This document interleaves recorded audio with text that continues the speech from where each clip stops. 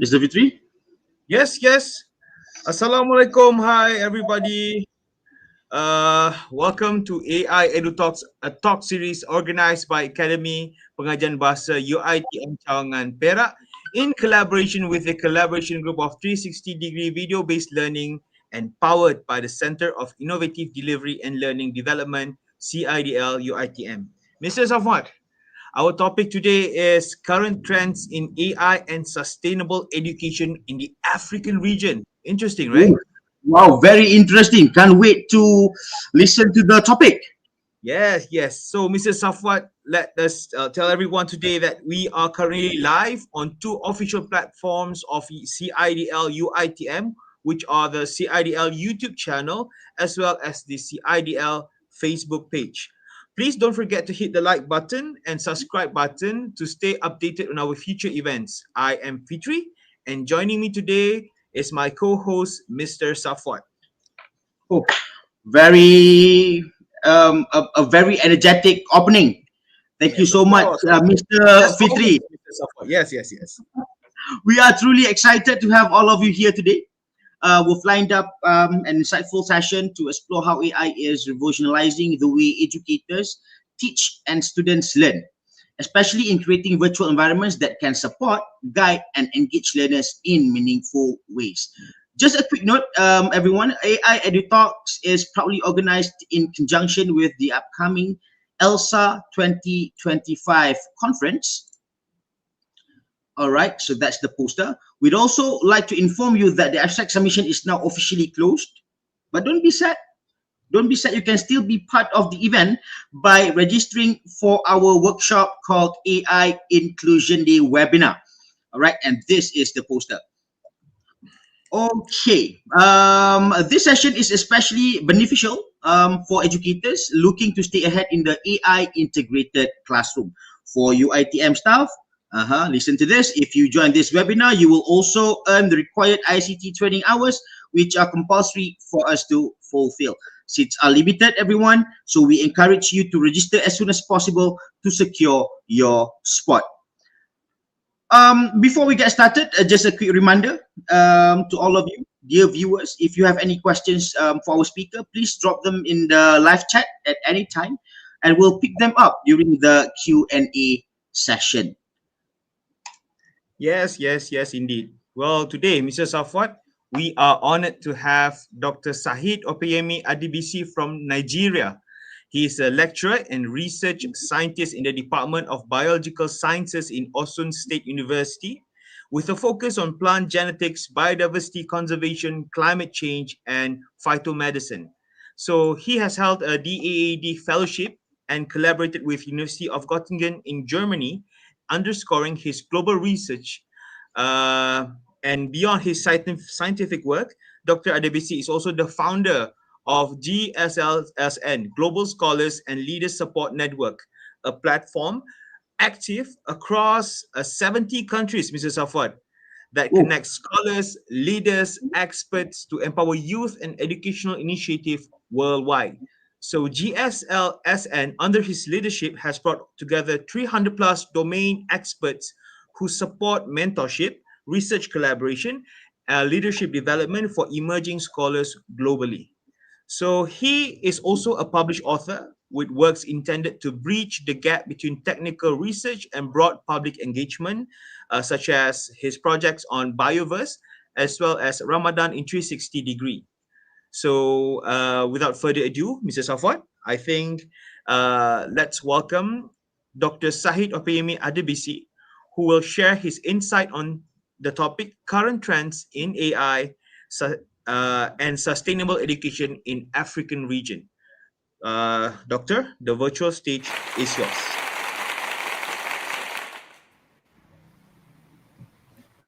Uh, Thank you so much, and I am so glad to be part of this very important meeting and also a discourse that is actually revolutionizing the education sector.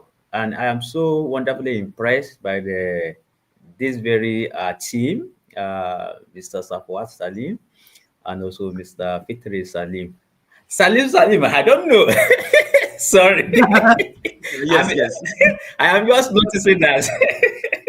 All right. I think Salim should be a very prominent name over there in Malaysia. So it is Okay. a kind of a big honor for me to actually be invited. And I thank my big professor over there, Professor Ayori Adnan, that introduced me to this very platform. Like I said, it has been, academics, it is usually very tight. So it's very tight. So I'm just Yes. like trying to cope with so many things around here. And yes, we are here for the business. We want to talk about the AI because this is a trending issue. Not only the trending issue, this is the reality of the day across sectors, across career, across the leadership, and also the scholarship. And that is the purpose of why this very discussion is very, very important. And if you see my background, yeah, I think many people are doing so many wonderful things around the AI, and many people are being rendered somehow redundant based on the skills and also the creativity because AI has come into the limelight to actually rescue some of these things. Yes, we are going to read there. The topic is actually what I see as the intelligence, the future of intelligence or intelligent futures. What do we mean by intelligence? Intelligence means that the way we carry out tasks on this very heart. And let me just share my slide with you so that we can have a very big picture of what we want to discuss.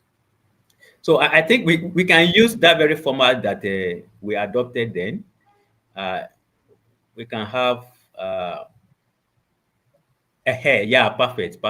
So we can have it like this so that our audience can also. So thank you so much once again, and the AI EDUTALKS 2025 of the University Teknologi Mara in Malaysia. Thank you for the wonderful job. So like I was saying, my focus from the caption of the topic is intelligence. Intelligence in the sense that when God created human being, it was a blank brain, and that is the reason why God took the blank brain through the process of knowing. If we see the holy books, holy God actually himself taught the Adam everything that be that has been created and how they are going to be functioning. That is the basic foundation of intelligence. So after knowing, then application. And because we have actually developed this over time, you know, the heart has existed over 4 billion years ago. And the year we are counting, that we are just waking up, is just 2025. And when we counted back to the BC, DC, and everything, it has not added up to even 4,000. So if the world has existed for 4 billion years and the human brain has been able to function effectively for just 4,000 years, or let's say 10,000 years, because of the primitive ages. So we have not even lived to even wake up to the best of the realities we can face on this earth. We are still learning, and that is the reason why our intelligence is evolving. And another background to this is that the ancient intelligence was actually primitive, manual, the learning aspect. Then we started gathering those information, the data and everything. We are integrating it into another system. The first system was our brain. The second system was our documentation, where we have the paper, the liver, and the archives, the libraries. The next level of intelligence of our functioning is this computer system. And we are moving to the next level now, whereby everything is being aggregated into a machine. Let's continue the journey. So from AI foundation to regional realities in Africa education. So we want to look at it from the perspective of Africa. And that is going to be a very wonderful journey for us together. Uh, I have tried to actually simplify my slide because I don't have the time to develop the full slide together, but we are going to enjoy the session together. Our journey today will take us through the foundation, demystifying AI, why it is, what it is, and how it works. Because we need to understand this. Many people don't understand, and that's the reason why we are actually happy for this very kind of a program. Then the continental lens. Many things are happening in different continents, and if we don't understand what is happening in at that continental level, we can never solve their problem, challenges around AI, and how they can use it. So we are going to look at the continental lens, key opportunities and pressing concerns for Africa. Then we are going to look at the regional deep dive, a data-driven tour of West Africa, Central Africa, Eastern Africa, and Northern Africa. You can see, we are already seeing the picture of Africa. So Africa is as simple as that. But when we go through the Western, the Central, the Eastern, and the London, you will understand that the Africa is bigger than what we are thinking. So then we are going to look at the global reflection, which means that we are going to aggregate everything together. And that is the beauty, that when you are asking for my domain, I said, don't put my university, it is too localized because it is just in Nigeria. Just use the Global Scholars and Leaders Support Network, where we have over 70 members, over 350 members from 70 countries. The beauty of it is that we were able to reason beyond our localities, our regions, our continents. We were able to see the other side of the world. We were able to integrate our vision, our concern, and we see that this very world is actually the same thing across board. But because we have not been able to have this very conversation that integrates our realities together, we are seeing ourselves as a different entity. So we are going to actually synthesize insights for a shared future. So that is how we are going to journey on this very. And thank you so much for the time allocated, because many times we will have so many presentations like this, we won't have much time to actually interact around to actually tell our stories. Because when you have much time, you can present and tell your stories so that people will understand better of what you are actually saying. So my opening thought, don't mind this very so it's supposed to be opening thoughts. So it was a part of the preparation rush. So my opening thought is going to be, we often hear that AI will shape the future of global education.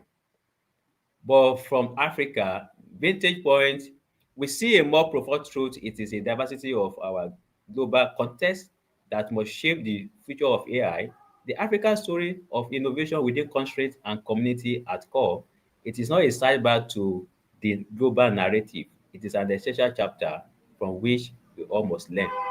I think that is where I am going to start, to actually start this very conversation. But let me go back to the real Africa perspective. If we see this very map very well, in fact, this is the major map that I am going to show, and I am going to reflect on the jottings that I have around this very map. So when I am talking, you will use this very map to actually make our focus on the discussion. So we have this very different part of Africa. We have the Central Africa, the one we can see almost at the middle. Then we have the Eastern Africa, the one we can see towards our right. I think if I am right, the one we can see towards where the legend of Africa is, where we have the title of Africa. That is where the Eastern Africa is. You can see how many countries: 1, 2, 3, 4, 5, 6, 7, 8, 9, 10. Around 10, 11 that we can see very vividly. Then we have the Central Africa. How many can we see? 1, 2, 3, 4, 5, 6. But we have so many labels there, around 12. Then we have the Northern Africa, the one at the top edge. So how many can we see? 1, 2, 3, 4, 5, 6, 7, 2. Around 10 of them. Algeria, Libya, Egypt, Sudan, South Sudan, Morocco, Tunisia. So those are the Northern Africa. And if you hear the name, you can see that when you are talking about Africa, these names are very prominent. Almost everybody around the world normally hear all these very names.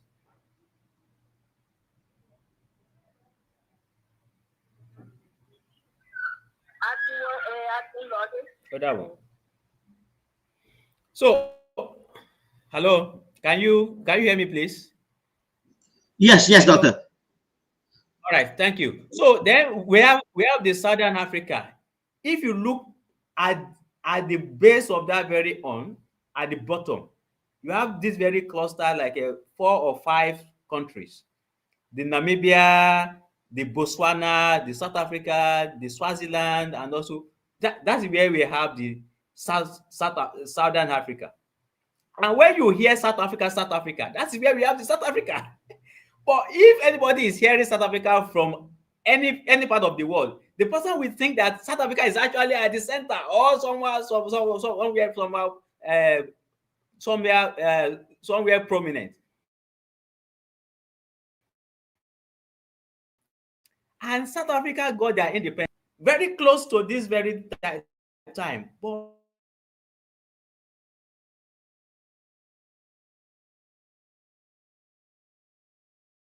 it is the most developed part is actually the Egypt, the Ethiopia. And when we are talking about the ancient nations, Egypt is one of them. Ethiopia is one of them. They were never colonized. They were existing from the time that we were having the like of China, we were having the like of Britain, we were having the kind of a Qatar and all those. So you can see how the world has been able to. So now when we are now talking about the last one, which is the West Africa. West Africa has the largest population, and of course Nigeria is having the largest population, 230 30 million, 37 million people. And hardly will any population around the world will not have a Nigerian friend, unless if you are not very open to making friends. And hardly will you have any country around the world that don't have Nigerians as immigrants. So what are we saying? We are saying that the map of Africa is not actually the map we are picturing in our mind. It is a globalized map. It is a globalized map. And what we are seeing in Africa from afar is actually narrow to what is actually happening. It is a diversified world. And summarizing everything together, population of Africa is 1.5 billion. You can imagine that. The diversity is so complex. In Nigeria alone, we have more than 350 tribes. In Nigeria alone, multiply different tribes across each of the countries, that is 52 or 54. You can see how diverse the Africa is. So we are getting somewhere, because that is where the concern is. And the youth population in Africa is average 850 million. That is telling you something about education. That is telling you something about education. If we have 850 million youth under 25 years of age, it is a something. Now the last thing that is going to be our pointer is a poverty level. People that are living per day of a less than $2 is a 400 million plus. Now, how does this now affect our education? This statistics and this picture actually tells us that there is no way that is possible to have sustainable education in Africa. There is no way. There is no way. Because you will need infrastructure, you will need teachers, you will need training, you will need funding. And that's the reason why all over the world, Nigeria are always at the domain of finding scholarship, because they want to get a better education, access to facility of research. Go and check it. You can use your AI to just that. How often do you have Africans or Nigerians that are seeking scholarship in other countries? How many of them are in Europe? You will see the number, you'll be afraid. How many of them are in India? You will see the number, you'll be afraid. How many of them are in China? How many of them are in the USA? So that tells you a story of the youth that want to better their life but trying to explore opportunities, and the problem of poverty and the number of people affected. And these are usually people in the rural areas. And the last thing that I want to talk about poverty is that the majority of African rural settings are not captured within the data, and that is where our problem starts. So let's now get into the savior that just emerged. Many people are thinking that maybe AI is something that is alien, and that is where my first point of discussion is going to actually make the foundation of demystifying AI for education. AI is the savior that has just come to rescue all these very issues that we have raised. Because how do you want to produce teachers to teach this very population if AI is not in place to augment, to, to complement, and to make things easy? So AI is actually a tool that people are seeing as alien to this world. It is a tool that is coming to actually make our life function better. And what is it going to do? It is going to actually make the work of educating our population easier. But we need to understand what AI is. Many people think that the AI is the ChatGPT, it is everything that we are using. No, AI in itself has different components.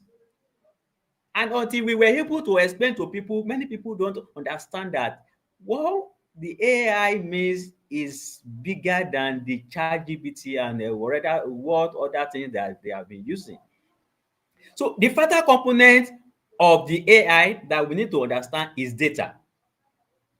Data. Data is the driver of AI because it is what you have aggregated as your own information, as your own lifestyle, as your own problem, as your own solution, as your own thinking, as your own creativity, that it embodies the data that the AI is going to operate on. If you don't have data, AI cannot solve your problem. And that's the reason why if you want to generate an image of an African woman dancing in the market, don't be surprised. It can bring to you a Western person dancing in the mall. Because or it is going to tell you, have you ever put a prompt inside the AI system and tells you, I don't have any information about this. This is beyond my scope. So if you have been using AI very well, it is going to tell you because the data to generate that very response is not available.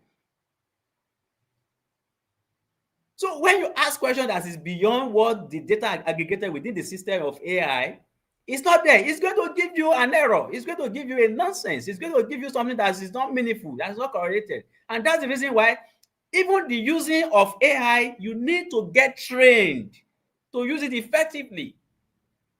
Because many times, when you put in a prompt, if you are not very careful, what the AI is going to give to you is going to be rubbish. It takes an level of expertise and mastery to tell you that the AI, what you are giving me is wrong. This is what I want. Then AI will say, oh, sorry, I didn't know because I don't have the capacity to do that. But you can guide me better to do what you wanted me to do. And you'll be, in fact, at times, to get a very good result from AI, you'll be interacting as if you are discussing with an agent. And AI will be telling you, oh, thank you for telling me this. Oh, thank you for correcting me like this. Oh, thank you for. If you have not reached that level, you have not mastered how to use AI. In fact, you are just playing with the AI system. Because AI must accept that you are a master in what you want to do. If you have not received thank you from AI system before, you have not started using it. If you have not corrected the AI functioning before, you have not started to use it.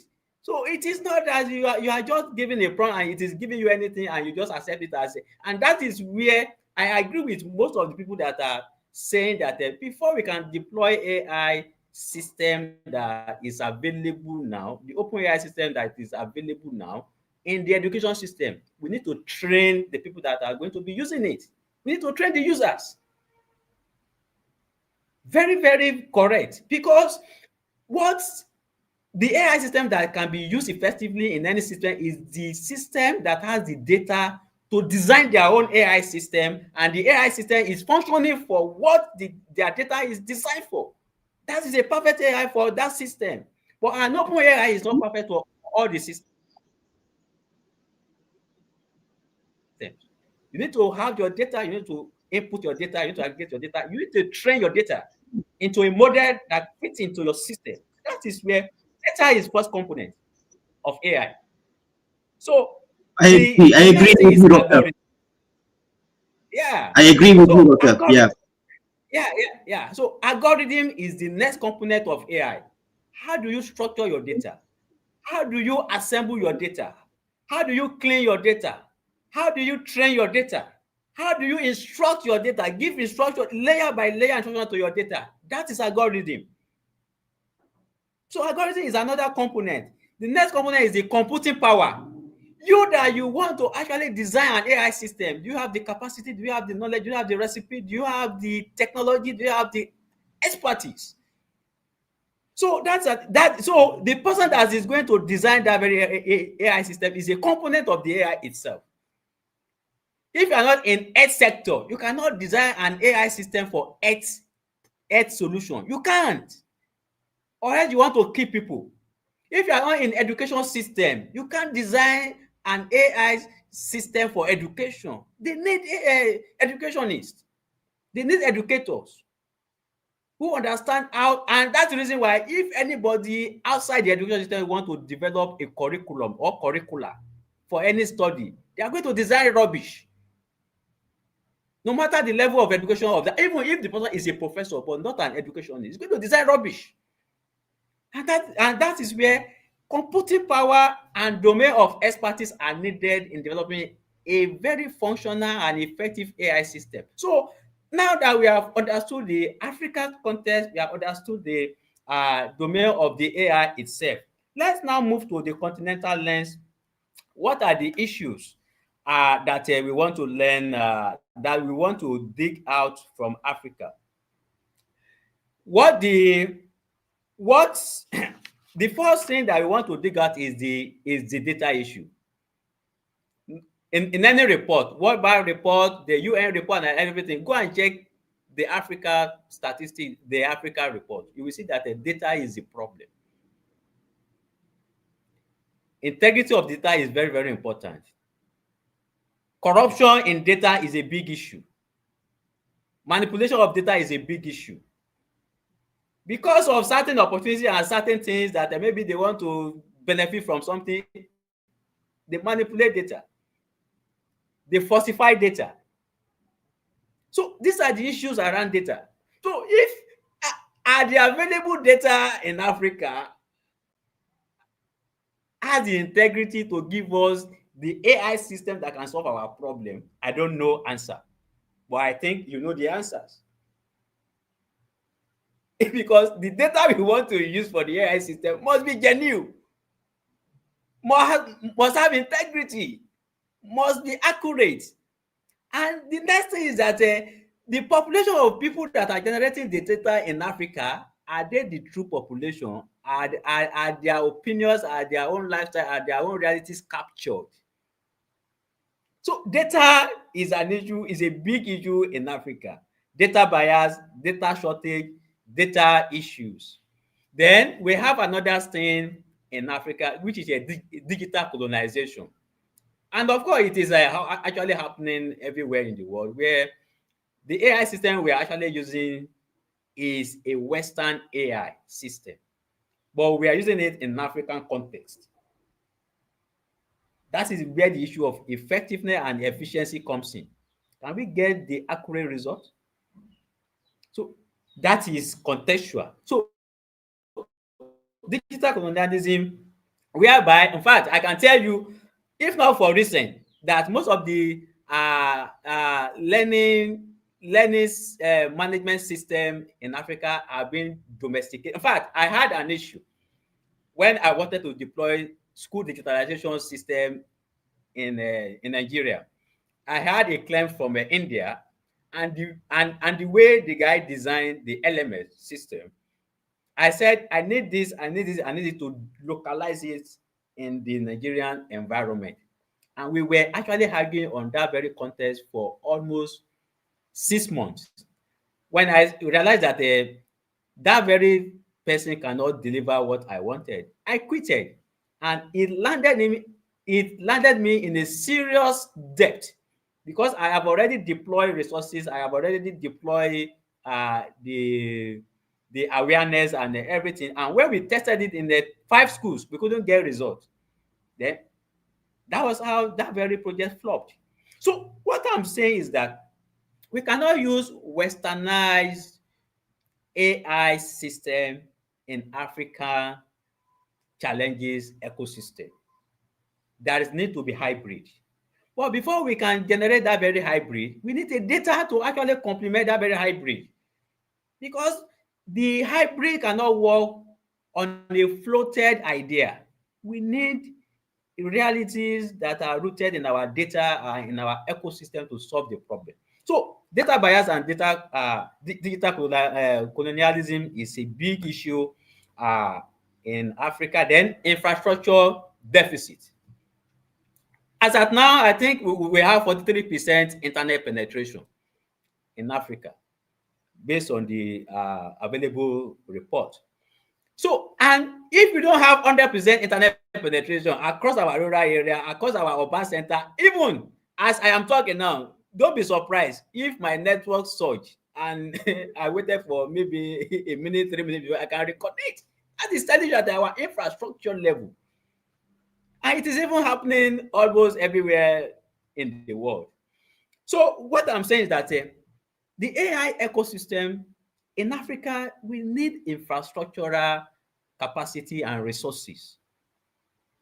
The internet penetration is one key factor, and offline opportunity to actually connect and localize this very because I have seen some apps that can even operate without the connection of the internet. Yes, we have offline apps that can actually deliver what you want when you are interacting with the algorithm and also the ecosystem. So these are the issues. Then the skill gap and teacher readiness.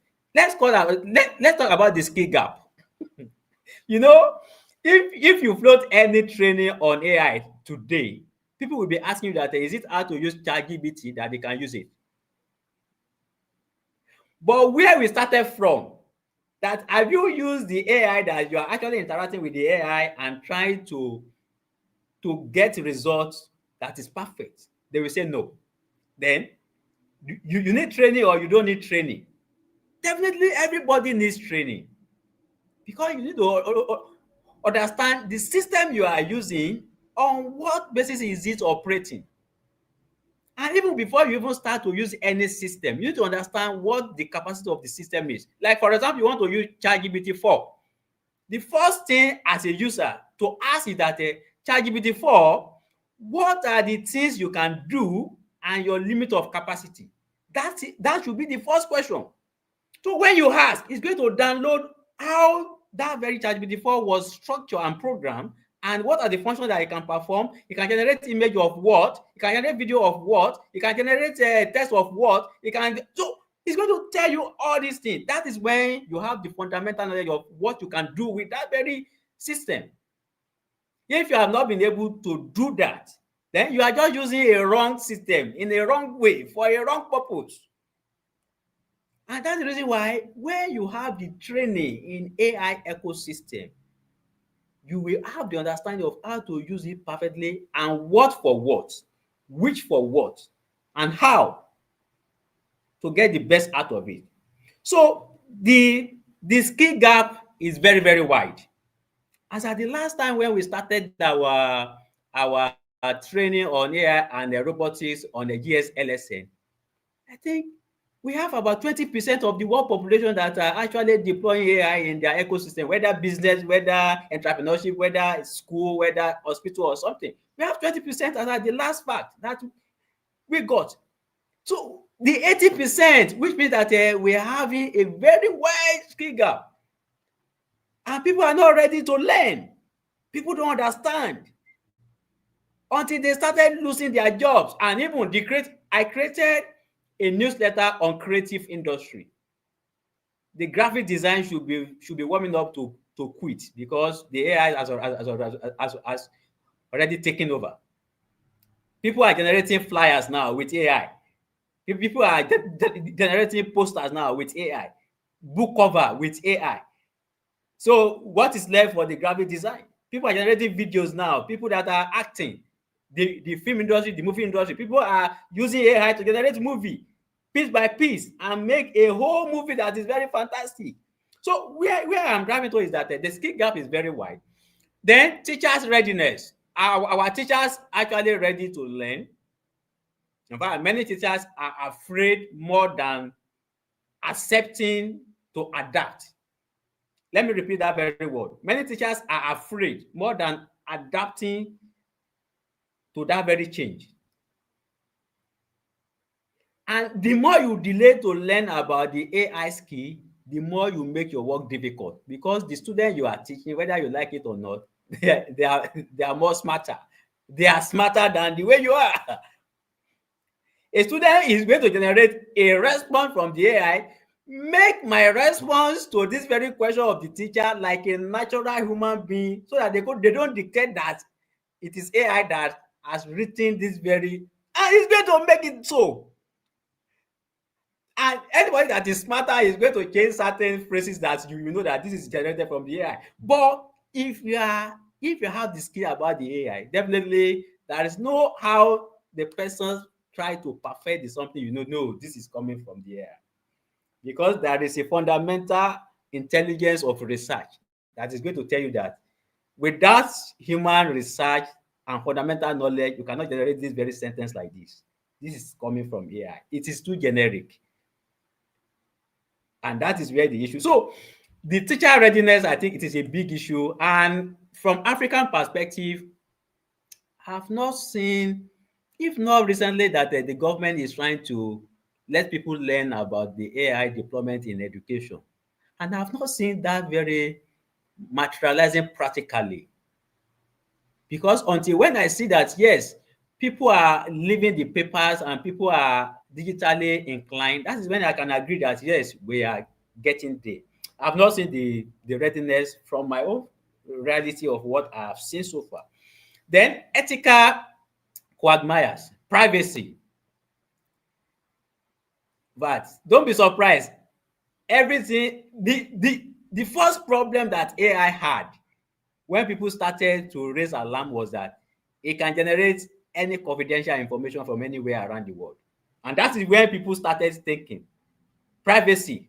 And that's the reason why in a recent time, when you ask AI or ChatGPT about something, it will tell you this is too confidential or this is beyond my limit or something. So they are trying to implement the privacy level. But where we have the African context of the data, have we started even generating that very data, not to talk of how to privatize or how to secure our data? So we have not even started generating the data that is valid for the AI ecosystem, not to talk of thinking about the security of it. So that is where the African context comes to. Then accountability. Many of us are using all these very platforms, Facebook, TikTok, Google, and everything. But we don't know that we are feeding them with our data. We are feeding them with our data. Some people will eat, they will put it on Facebook. They will dance, they will put it on Facebook. They will go to somewhere, they will put it on. You see, all this data you are feeding the system. It is your resources given free of charge. And that's the reason why they are giving you the platform to use for free. It is not free. you are inputting your own asset into the system, and that your asset in their system is what they are using to make their own money. Until the recent time that they were trying to now put certain boundaries that these are the information of people you can use, these are the information of the people that you cannot use. But in the reality, you are feeding your own asset, your own lifestyle asset into the system. You are using it for free, but it is not free. You are paying in another way. But if people don't understand all these things, if people don't understand all these things, they will not have the consciousness of the AI ecosystem and even all the online platform, how it is being structured. So accountability is a big issue, and the worst part of it is inequality. The way we are using all these very platforms are not equal. Some people have access to it more than the others, and that is the bitter truth. So these are the issues, but let's talk about what the AI can actually do for us. What the AI can actually do for us if we are able to get all this sorted and we are able to actually rise above all these very issues is that it's going to make learning seamlessly effective and efficient. Is going to be very high because you can personalize the learning system of any student. Students don't assimilate at the same level. And that's the reason why in my own teaching, in my own lecturing, I don't grade students on the general notion of what I give to them. I had flexible, I did a pilot assessment in 2023. That's a particular course that I used to take my students in the 300 level and 200 level, genetics. And 50% of them will fail because genetics is abstract. If you don't have the lab that can take the capacity of the student to actually demonstrate and see, they can't understand. Now, and I say, okay, let's make this very learning interactive and integrated with activities. I gave them projects. They did video themselves explaining what I have explained in the class. They were learning from one another, and they were about over 1,000 students because it has like 10 departments that are taking that very course, all the sciences department. Then at the end of the day, I gave them a project to write about any domain of genetics that they are interested in, that they should give a perspective and also give the reason why it is applicable to life.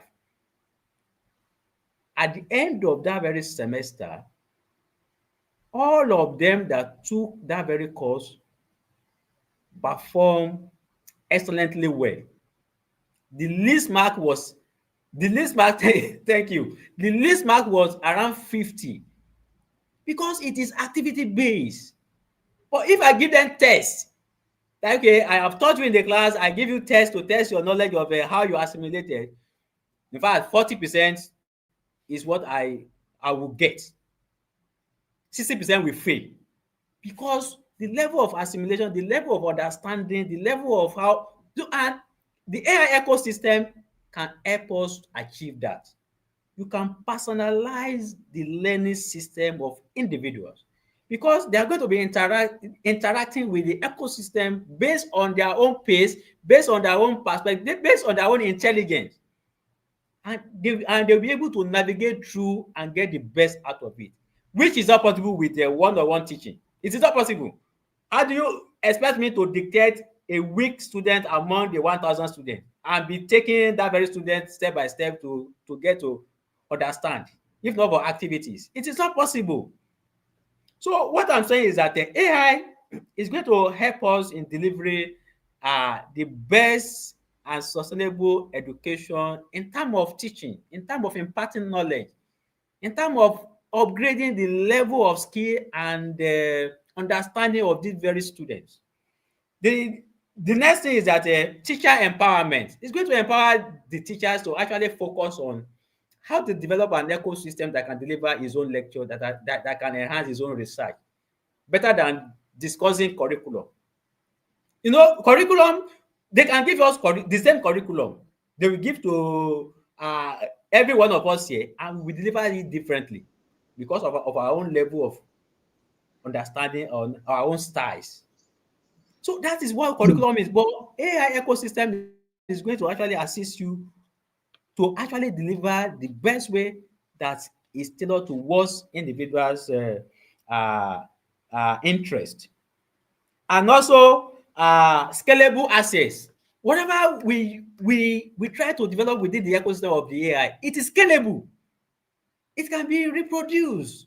It can be used anywhere around the world. So that is part of the opportunities that is possible with the. Then anything that we use AI to deliver in education is going to actually assist us to develop a policy that can enhance our education system. Because we don't need to we don't need to be asking for feedback. It is a real-time feedback as we are actually using the ecosystem of the AI. It is a real-time feedback. You are seeing the performance, you are seeing the response, you are seeing the grading, you are seeing the everything in real time. So you don't need to ask the student to give a feedback because it is a real time. So these are the things that the AI system can actually assist us with. And I think in Africa, I think there have been significant efforts to actually improve on the edtech innovation, that is education technology. We have few of them in Nigeria that are currently driving how to digitalize education, the management, the delivery. So we have a number of them. ULesson is in Nigeria as one of the model. Then we have MSHUB in Kenya as one of the model. We have Egypt also, and Egypt is actually trying to deploy funding in this very perspective. Then we have a number of African countries that are actually key, but in the majority, the Central Africa is not politically stable, and that is where I want to mention the leadership. Anything that happens in education sustainability in any nation, it boils to leadership. If the leadership doesn't understand what is AI, there is no magic you can perform, because you need policy, you need data, you need the government backing, the policy to actually make it work. So that is one of the issues that I think we need to look at. And also collaboration. Yes, collaboration across the sector, because the people in the IT sector need to collaborate with the expert in education, with the government that is going to actually drive the policy. So these are the areas that I think we need to look into and reflect for the way forward. Collaboration is very important. And I think around the world we need to co-create. Co-creation is very important. What is working in Malaysia, can we learn from your experience so that we can adapt this in our own system? What is working in Nigeria, can we adopt it? Can we co-create it in Egypt? Can we co-create it in India? So that is the co-creation of the global system is also very important. And I think the whole thing in Nigeria is that we need to learn from one another, and learning from one another is a powerful starting point. Is a powerful starting point. And I think that from the little that I've been able to say, everybody will have another perspective of Africa, another perspective of education in Africa, another perspective of AI, another perspective of how this very AI can even work for sustainable education, not only in Africa, but I think around the world. And my closing thought is going to be, the ultimate lesson from Africa is that there is no global solution, only local solution, built with global wisdom. That is it. What we are discussing is a global, but the solution cannot be globalized. We need to localize it in our own context. And our continuous journey teaches us that the most intelligent technology is that which is rooted in context, resilient by design, and empowering by intention. You don't know my problem. How can you say you want to solve my problem? It is not possible. So So you must understand my problem first before you can now design a solution for me that can work for me. So that is just the whole thing. So that is the best intelligence.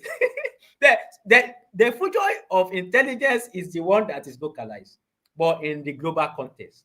Then as we look to the future, let us not ask how the world can bring AI to Africa, but how the wisdom from Africa can build a more intelligent and more inclusive world for all. And by this one, I think I've been able to do one or two injection into your discussion, and I am very grateful for the opportunities, and thank you so much.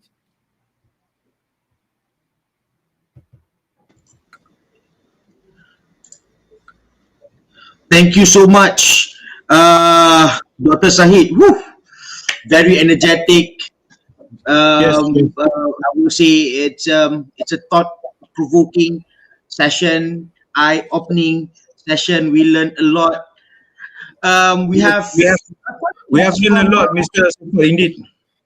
yeah, and Yes, actually yes. we have questions. Even actually some questions already answered throughout the sharing session just now. But we still have a few questions that I want to read out for our speaker. Right. This is a cute question. I shall read this one. Are there any cool examples based on your own personal experience where AI has already made learning better in African schools or maybe universities? Yes, thank you so much. Like I said, yes, like I said, there have been several good attempts and good deployment in Africa now, especially in Nigeria. I think almost all the universities in Nigeria now are online, digitally managed, and their curriculum are available online. And also the teaching, some of them are teaching virtually. And I think there's a reasonable level of deployment of the LMS system in Nigerian University now. And the only issue that is we are trying to solve now is that some states in Nigeria, particularly, are trying to deploy the LMS in secondary school. You know, secondary school has their own unique perspective, and especially when you have the private and the public schools trying to Yes. maximize uh, the the resources and some other things, because private school want to make money. Private schools want to make money, and when it is digitalized, then it's going to reduce the it's going to reduce the the profit making. But I think Yeah. there is high level of awareness and there is reasonable level of deployment, and we have some ecosystem that are working perfectly well for the school system and education system in Nigeria. But I think they can scale it up. And one thing that I must mention is that the higher education examination, which is the JAMB or UTME, is actually conducted CBT, computer-based test, since 2000. I think, yes, since 2000. And it has been a very wonderful platform that actually opened the eyes of the African continent to how exams can be actually seamlessly conducted without any issues, and also managing the complexity of the use of paper and the use of human resources and the even malpractices and some other complex issues that come with examination. I think that to some level it has really been deployed, and we have so many cases that are actually flawless. Yeah. Thank you so much for the answer, Dr. Sahid. Well, talking about CBT, computer-based tests, we at UiTM we also have our own CBT also, but it's called CBLT, computer-based listening test. All right, and you know it's great to. It actually works as a reminder for me when you said just now, when you before you even started before you even start using ChatGPT, for instance, you should first ask yourself and ask ChatGPT what are the advantages and what are the disadvantages and limitations. Most of us here, if not all, I think we forgot that part. Yeah, thank you so much for the reminder, Doctor. Yeah. And then, of course, Mr. Safwat, Doctor also mentioned about some of the things that are happening in Africa right now currently are actually the same things that are going on in our region as well, especially in Malaysia. Doctor talk about the issue of teacher readiness in accepting the use of AI, Yeah. especially in terms of their adaptation, with that they are afraid to adapt, right?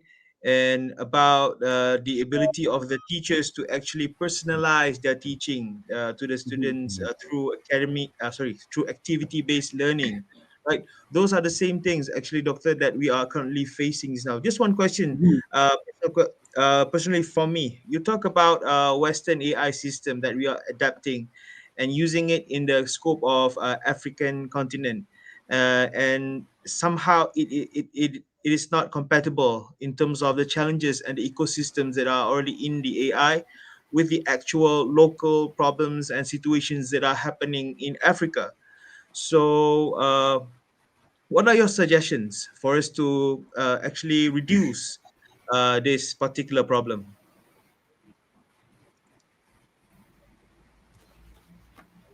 Yes. What I'm trying to say is that because it is a westernized ecosystem, it is developed with their algorithm, data, and some other things. It has limitations. Like I, I got an inspiration last month, and I started to write a novel of more than 1,500 pages. Okay, Part one, part two, part three. And I need to infuse the African Yoruba cosmology into that very novel. I So see. majority of the texts that were generated in Yoruba context for me were not actually our pure language. To, to reward some of the very text, and even to even straighten the narration to make it perfect. So that's an example of what is possible. So Mhm. because our data is not in the integration, in the building of that very ecosystem, so it has a limitation to how it can serve us.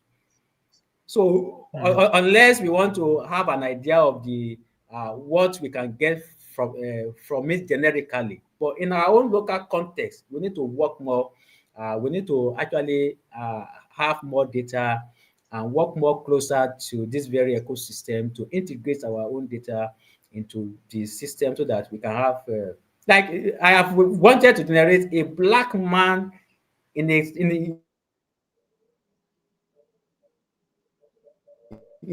certain design before. And this is a problem because it is only white man data that's available on this very ecosystem. So it will be difficult to generate a black man for me. Yeah. Even if it's going to generate a black man for me, it's going to look like a white man in a black skin. So that's the idea. I see. I see. Yeah. Yeah. It is not a big issue, but for the people that really understand how this very ecosystem works, it is a big issue because it is Yes. telling us a story that we don't have enough input in this. So we don't have Mhm. enough input in this, and we need to actually negotiate. We need to actually work closer, collaborate to actually feed in our own data, feed in our own content, feed in our own something, so that we can have the outputs for our people, our population that is actually tailored towards what our culture, what our tradition, and what our region is actually about. So that's just the whole concept of that idea. Thank you. Thank you so much, doctor, for the answer. Yes. Yes, Mr. So Safwat. All so right. uh, So Yes, doctor. before I close, let me also chip in something. Do you know that about about 60% of the research papers that have been published are not well that how do I make this? Are not well captured in the interpretation. Am I making You sense? mean the If you publish interpretation of the actual meaning that the of paper is trying to convey? exactly. So I I see. think it is a high time for all the researchers to use their data that they have published before to actually subject Mhm. it to enhancement of the AI ecosystem. You will see the beauty of what it's going to do for you. I tried it. I just Yes, random I paper. agree I with just say, okay, can you interpret what this very paper is actually all about? And what I you. Mhm. got was far, far, far more than what the the researcher actually reported, because our scope, human intelligence is not as Mm. is as sharp as the very machine intelligence. We are in As control, but AI the trying we to see the surface only, right? yeah. So I think Mm. that's another perspective to raise. The researchers Correct. need more revision. So we need to revise more to see the lens of what is actually in that very researches, and what are the things we can do. And that is where the machine learning is very, very key to research now. Any research So that is published without passing through the machine learning process is half baked, because yes, many things that you are going to predict without what you have just published, you can never imagine. But if you subject it to this very machine learning process, develop model with it and something, you will see that the research that you have done, that is so little, that is so micro in your own face, can yes, change many things around the world. So that that's it. totally, totally correct, doctor. Yes, yes. Thank you very much, Dr. Sahid Okoyemi Adebisi, for such a thought-provoking and timely presentation. Sharing what resonated deeply was your emphasis on how artificial intelligence, when aligned with sustainability goals, can transform education in the African region, right? Making it not only more accessible but also more context driven and responsive to local needs. Yeah. Your examples of bridging technology with sustainable practices remind us that AI is not just a tool for efficiency, but also a catalyst for equity, resilience, and innovation in education. It's truly inspiring to see how you work, both as a researcher and as a leader, through networks like the GSLSN, Global Scholars and Leaders Support Network. Demonstrates the power of collaboration in shaping a future where learning is both advanced and inclusive. We are confident that your insights today will encourage all of us to think more critically about how to harness AI responsibly, not just to teach, um, but to empower communities and create lasting impact. Thank you once again for sharing your vision with us. Okay. All right. So, ladies and gentlemen, we've come to the end of this exciting session. Once again, a big thank you to our speaker, Dr. Sahid, for the valuable insights and inspiration. And of course, thank you to all our viewers for joining and contributing to today's discussion. We hope this session has sparked new ideas for using AI to create virtual learning environment. And ladies and gentlemen, allow me to remind you once again about our, hold on a second, let me find the poster. Here, this is the poster. Hold on, give me a second. Yep, this one. Don't forget our AI Inclusion Day webinar, which will be held on 23rd of October 2025.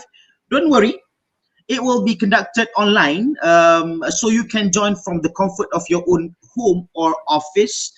Um, just to let you know, we have 3 workshops altogether. The first one is enhancing research writing with AI.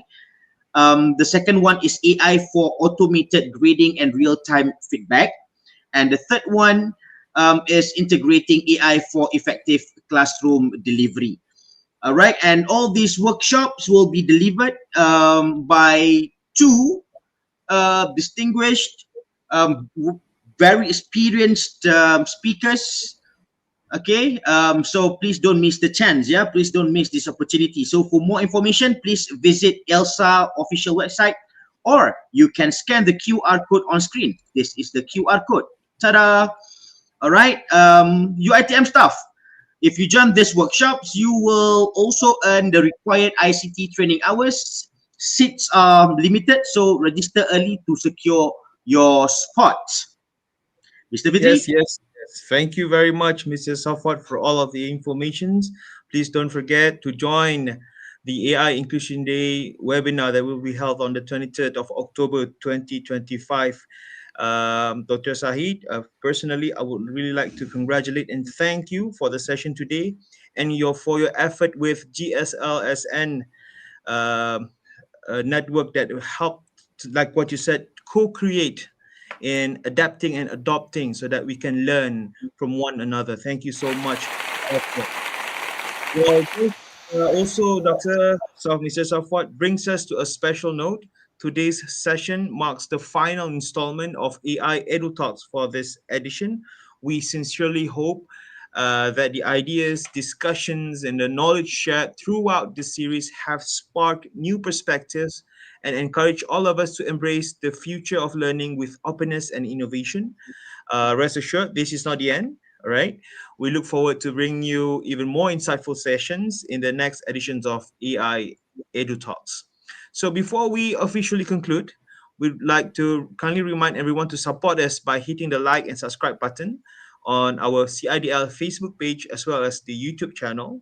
By doing so, you'll stay updated with our upcoming talks, webinars, events, and you'll be part of a growing community passionate about education, innovation, and the future of learning. Your support truly means a lot to us. So it keeps this platform alive and ensures that you never miss out on exciting programs that we have in store. So don't forget to click like, subscribe, and stay connected with CIDL. And on behalf of the organizing team, this is Fitri and Mr. Safwat signing off.